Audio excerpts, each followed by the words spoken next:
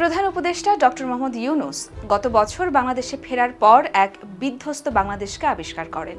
তখনও রাস্তাগুলো রক্তে ভেজা ছিল এবং 1000-এরও বেশি প্রতিবাদকারী এবং শিশুদের মরদেহ মর্গে স্তূপীকৃত ছিল। এই অবস্থায় ডক্টর ইউনূস দ্য গার্ডিয়ানকে এক সাক্ষাৎকারে বলেন, শেখ হাসিনা বাংলাদেশের জন্য যা করে গেছেন তা বিশাল এবং অপূরণীয় ক্ষতি। 5ই আগস্ট তোপের মুখে শেখ হাসিনা দেশ ছেড়ে যাবার পর 3 দিন পর্যন্ত দেশে ছিল না কোনো সরকার। 3 দিনের মাথায় 8ই আগস্ট ডক্টর ইউনূস ক্ষমতা নেবার পর থেকে শুরু হয় ধারাবাহিকভাবে বিভিন্ন কিছু দাবি দাওয়া আদায়ের লক্ষ্যে আন্দোলন। পরিস্থিতি তখন এমন পর্যায়ে পৌঁছায় যে ডক্টর ইউনূসের সরকারকে তখন বলা হতো দাবি পূরণের সরকার। অন্তর্বর্তী সরকার দায়িত্ব নেবার পর থেকেই শুরু হয় একের পর এক আন্দোলন। অন্তর্বর্তী সরকার গঠনের আগেই প্রথম ধাক্কাটা আসে পুলিশ বাহিনী থেকে।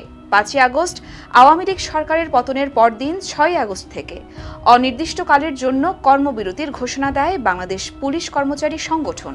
বিভিন্ন উদ্যোগ ও আলোচনার পর 11ই আগস্ট কর্মবিরতির কর্মসূচি প্রত্যাহারের ঘোষণা দেয় আন্দোলনরত পুলিশ সদস্যরা। এই সময়টাতে দেশের মানুষ পুলিশি সেবা পায়নি। থানাসহ বিভিন্ন গুরুত্বপূর্ণ স্থাপনা পাহারার পাশাপাশি রাস্তায় ট্রাফিক নিয়ন্ত্রণের কাজে নেমে আসেন বৈষম্য বিরোধী ছাত্র আন্দোলনের শিক্ষার্থীরা। পুলিশ বাহিনীর কর্মবিরতির মাঝেই অন্তর্বর্তীকালীন সরকার গঠনের ঠিক পরের দিন 9ই আগস্ট সংখ্যালঘুদের নিরাপত্তা নিশ্চিত সহ বিভিন্ন দাবিতে শাহবাগে অবস্থান নেয় সনাতনী ধর্মাবলম্বীরা।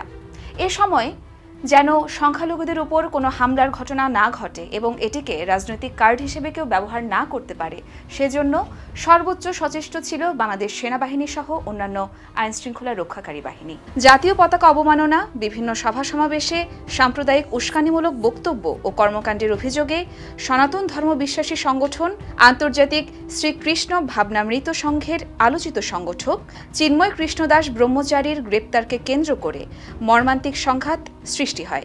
গত 26শে নভেম্বর সম্মিলিত সনাতনী জাগরণ জোটের মুখপাত্র চিন্ময় কৃষ্ণদাস ব্রহ্মচারীর জামিন শুনানির পর অ্যাডভোকেট সাইফুল ইসলাম আলিফ নামের এক আইনজীবীকে কুপিয়ে হত্যা করে চিন্ময় কৃষ্ণদাসের অনুসারীরা। এর মাঝে 25শে আগস্ট সচিবালয় ঘেরাও করে আনসার সদস্যরা। আনসার সদস্যদের সমন্বয়করা দাবি মেনে নেওয়ার পর আন্দোলন প্রত্যাহার করবে এমনটাই কথা ছিল, কিন্তু তারপরও সচিবালয়ের কড়া নিরাপত্তা বেষ্টনী ভেঙে কয়েকজন আনসার সদস্যের নেতৃত্বে কিছু আনসার সদস্য ঢুকে পড়ে এবং হাসনাত আবদুল্লাহ সহ বৈষম্য বিরোধী ছাত্র আন্দোলনের অন্যান্য নেতাকর্মীদেরকে মারধর পর্যন্ত করে। রক্তাক্ত গণঅভ্যুত্থানের পরও একটি দলের নতুন মুখ ও মোড়কে আগের আমলের সংস্কৃতির পুনরাবৃত্তি থেকে শুরু হয় পোশাক সেক্টরে অশান্তি। আওয়ামী লীগ আমলের বিশেষ সুবিধাভোগী কিছু মালিকের পালিয়ে যাবার কারণে সেসব কারখানা বন্ধের ফলে এ সেক্টরের শ্রমিকরা মাঠে নেমে আসেন। 5ই আগস্টের পর থেকে এখন পর্যন্ত যত দাবি দাওয়া আন্দোলনের রূপ নিয়েছে তার 76 ভাগই হয়েছে পেশাজীবীদের ব্যানারে। এর ভিতর শিক্ষা সংশ্লিষ্ট আন্দোলন 32 ভাগ, শ্রমিক আন্দোলন 8 ভাগ এবং অন্যান্য আন্দোলন রয়েছে 10 ভাগ। এর মধ্যে বন্ধ হয়েছে 90 ভাগ আন্দোলন, 10 ভাগ আন্দোলন এখনও চলমান। 5ই আগস্টের পর থেকে গত 30 জানুয়ারি পর্যন্ত 126টি আন্দোলনের বৈশিষ্ট্য বিশ্লেষণ করে এইসব তথ্য পাওয়া গিয়েছে। আন্দোলন সংশ্লিষ্ট অনেক বাহারি নামের সংগঠনের তৎপরতার বিষয়েও তথ্য পাওয়া গেছে। জানা গেছে গত 7 মাসে আন্দোলনের হটস্পট হিসেবে ব্যবহার করা হয়েছে জাতীয় প্রেস ক্লাব, বাংলাদেশ সচিবালয়, রেল ভবন ও কমলাপুর রেল স্টেশন, ঢাকা বিশ্ববিদ্যালয়, শাহবাগ মোড় এবং জাতীয় জাদুঘর প্রাঙ্গণ। এখন পর্যন্ত সবচেয়ে বেশি আন্দোলন হয়েছে জাতীয় প্রেস ক্লাবকে ঘিরে।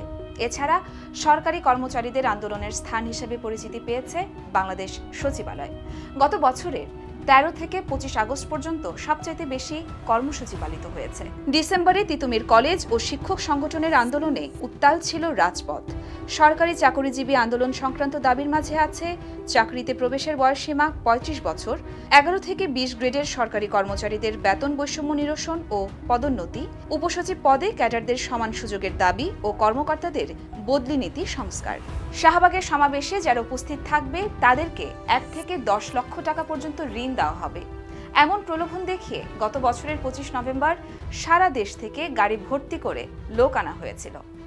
অন্তর্বর্তী সরকার গঠনের দিন জামালপুর জেলা কারাগারে বিক্ষোভ ও সংঘর্ষে 6 বন্দী নিহত হয়েছিলেন।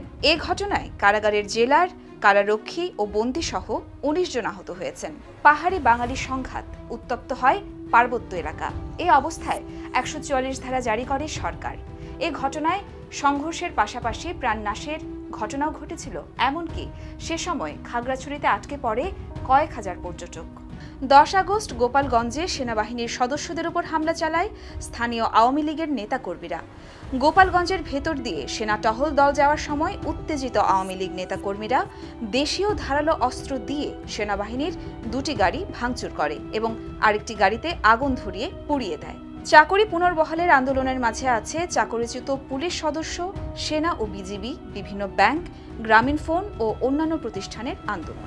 শিক্ষা সংশ্লিষ্ট আন্দোলনের দাবিগুলোর মাঝে আছে মাধ্যমিক ও উচ্চশিক্ষা প্রতিষ্ঠান জাতীয়করণ, প্রাথমিক শিক্ষকদের বেতন বৈষম্য নিরসন, 7 কলেজের শিক্ষার্থীদের স্বতন্ত্র পাবলিক বিশ্ববিদ্যালয় প্রতিষ্ঠার দাবি এবং শিক্ষার কারিকুলাম পরিবর্তন। শ্রমিক আন্দোলনের দাবিগুলোর মধ্যে আছে নির্মাণ শ্রমিকদের লাইসেন্স ও রুট পারমিট এবং বেসরকারি প্রতিষ্ঠানের শ্রমিকদের মজুরি বৃদ্ধি। আর চলতি মাসে ধর্ষণের মতো ঘটনার পাশাপাশি চুরি, ছিনতাইয়ের মতো ঘটনাও চাঞ্চল্য সৃষ্টি করেছে সারা দেশে। বিগত 15 বছরের বঞ্চনা ও হাহাকার 15 দিনের মাঝে সমাধান করা সম্ভব নয়। ফ্যাসিস্ট আওয়ামী লীগ সরকার পুরো রাষ্ট্রযন্ত্রকে ধ্বংস করে দিয়েছে। এটির মেরামত করতে অনেক সময় লাগবে। এজন্য অন্তর্বর্তীকালীন সরকারকে যৌক্তিক সময় দিতে হবে। সকালে ভালোবাসার খরস্রোত বিকেলে শুকিয়ে যায়। ভয়ঙ্কর স্বৈরাচারী রাষ্ট্রনায়ক শেখ হাসিনাকে হটিয়ে দেশ ছাড়া করবার পর এদেশের মানুষের প্রত্যাশার পারদ অনেক বেশি বেড়ে গেছে। মানুষ এখন চটজলদি সমাধান চায়। বিরোধী রাজনৈতিক দলগুলো ক্ষমতার ঘ্রাণ পেতে শুরু করেছে। নতুন নির্বাচনের জন্য সরকারকে চাপ দিচ্ছে। কদিন পরই শুরু হবে নানামুখী চাপ। বিভিন্ন ধরনের দাবি দেওয়ার ফিরিস্তি লম্বা হতেই থাকবে। এ ধারায় যদি আমরা চলি তাহলে না হবে সংস্কার, না হবে পরিবর্তন।